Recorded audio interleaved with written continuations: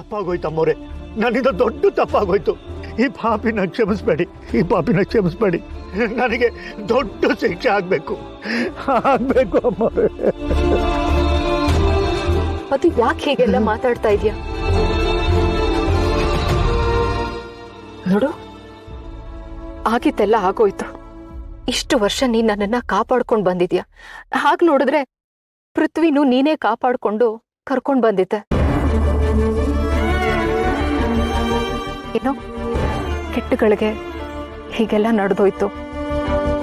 ಇಲ್ಲ ಅಮ್ಮವ್ರೆ, ನಾನ್ ಬರ್ಬೇಕಾಗಿತ್ತು, ನಿಮ್ಮನ್ನ ಬೇರೆ ಜಾಗಕ್ಕೆ ಕರ್ಕೊಂಡು ಹೋಗ್ಬೇಕಾಗಿತ್ತು. ಆದ್ರೆ ನನ್ನ ಗ್ರಹಚಾರ ಏನಾಯ್ತೋ ಏನೋ. ನನ್ನಿಂದ ನಿಮಗೆ ಎಷ್ಟು ಕಷ್ಟ ಆಗೋಯ್ತು. ಪದ್ದು, ನೀನ್ ಈ ರೀತಿ ಯೋಚನೆ ಮಾಡ್ತಾ ಕೂತ್ರೆ ನಾವು ಮುಂದೆ ಏನು ಮಾಡೋದಕ್ಕಾಗಲ್ಲ. ಪದ್ದು, ಇಷ್ಟು ವರ್ಷ ನಾನು ಬದುಕು ಉಳಿದಿದ್ದೀನಿ ಅಂದ್ರೆ ಅದಕ್ಕೆ ಕಾರಣ ನೀನು ಕೂಡ. ಅವತ್ತು ನೀನ್ ಬರ್ದೇ ಇದ್ರೆ ಏನಂತೆ? ಅವತ್ತು ನಿನ್ ಜಾಗದಲ್ಲಿ ನಿನ್ ಮಗ ನಿಂತಿದ್ದ. ನಿನ್ ಮಗ ನಿನ್ ಕರ್ತವ್ಯ ಮಾಡಿದಾನೆ, ನನ್ನನ್ನ ಉಳಿಸ್ಕೊಂಡಿದ್ದಾನೆ.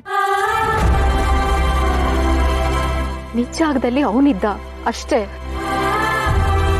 ದೇವ್ರ ದೊಡ್ಡವನು. ನನ್ನ ಮಗ ಕಾಪಾಡಿದ್ದು ನಿಮ್ ಜೀವ ಅಲ್ಲ, ನನ್ನ ಜೀವನನ. ಸಮಾಧಾನ ಮಾಡ್ಕೊಳಪ್ಪ. ಈಗ ಆಗಿರೋದ್ರ ಬಗ್ಗೆ ಯೋಚನೆ ಮಾಡ್ತಾ ಕೊರಗೋದ್ರ ಬದಲು ಮುಂದೆ ಏನ್ ಮಾಡ್ಬೇಕು ಅಂತ ಯೋಚನೆ ಮಾಡ್ಬೇಕಲ್ವಾ? ಹೌದು ಸುಬ್ಬು, ನಾನಿದನ್ನ ಯುದ್ಧ ಅಂತ ಯಾವತ್ತೂ ಅಂದ್ಕೊಂಡಿದ್ದೀನಿ. ಯುದ್ಧದಲ್ಲಿ ಯಾರೋ ಒಬ್ರು ಹೊರಗೆ ಉಳ್ದಿದ್ದಾರೆ ಅಂದ್ರೆ ಅದರ ಅರ್ಥ ಅವರು ಸೋತಿದ್ದಾರೆ ಅಂತ ಅಲ್ಲ, ಅವ್ರ ಜಾಗಕ್ಕೆ ಇನ್ನೊಬ್ರು ಬಂದಿದ್ದಾರೆ ಅಂತ ಅರ್ಥ. ಈಗ ನನ್ನ ಜೊತೆ ನೀವಿಬ್ರು ಇದ್ದೀರಾ. ಅದೇನೇ ಆಗ್ಲಿ, ಇನ್ನು ಮುಂದೆ ಸುಮ್ಮನೆ ಕೂರೋ ಅಂತ ಮಾತೇ ಇಲ್ಲ. ಈ ಯುದ್ಧದಲ್ಲಿ ನಾನು ಸತ್ರು ಕೂಡ. ಅಯ್ಯೋ ಅಮ್ಮವ್ರೆ, ಅಯ್ಯೋ. ಪದ್ದು, ನಿಜಾನೇ ಹೇಳ್ತಿದ್ದೀನಿ. ಒಂದ್ ವೇಳೆ ನಾನ್ ಸತ್ರು ಸತ್ಯ ಸಾಯ್ಬಾರ್ದು. ಇಲ್ಲ ಅಮ್ಮೋರೆ, ನಿಮ್ಮನ್ನಾಗ್ಲಿ ನಿಮ್ ಒಳಗಡೆ ಇರೋ ಸತ್ಯನಾಗ್ಲಿ ಕಾಪಾಡ್ಕೊಳ್ಳೋ ಜವಾಬ್ದಾರಿ ನಂದು ಅಮ್ಮೋರೆ. ಅದಕ್ಕೆ ನಾನು ಪ್ರಾಣ ಕೊಡೋದಕ್ಕೂ ತಯಾರಾಗಿದ್ದೀನಿ.